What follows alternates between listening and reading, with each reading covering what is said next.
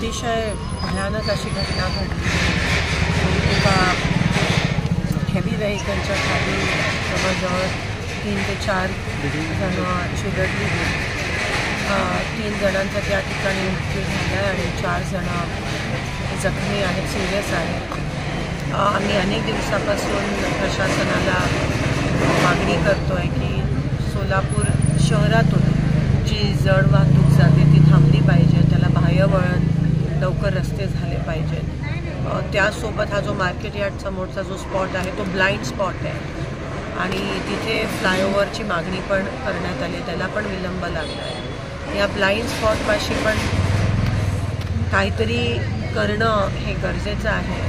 एकंदरीत प्रशासन याकडे दुर्लक्षित करत आहे। आता कुठेतरी वेळ नाही आहे। मी जे त्या ठिकाणी ज्यांचा मृत्यू झाला मी त्यांना श्रद्धांजली अर्पित करते। त्यांच्या कुटुंबियांना त्यांच्यासोबत आम्ही आहोत, पण हे अजून किती दिवस चालणार आहे? कारण का दर आठवड्याला आपल्या सोलापुरात एक ना एक परवाच आमच्या नगरसेविका त्यांची नात चिरडली गेली।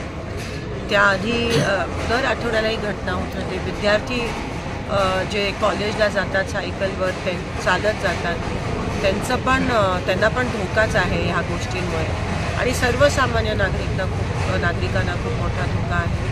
कुठेतरी थांबणं, प्रशासनाने यावर सिरियसली विचार करणं गरजेचं आहे आणि मी पुनश्च त्यांच्या कुटुंबियास श्रद्धांजली अर्पण।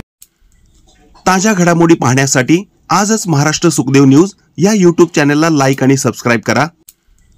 ताज्या घडामोडी पाहण्यासाठी आजच महाराष्ट्र सुखदेव न्यूज या YouTube चॅनलला लाईक आणि सबस्क्राईब करा।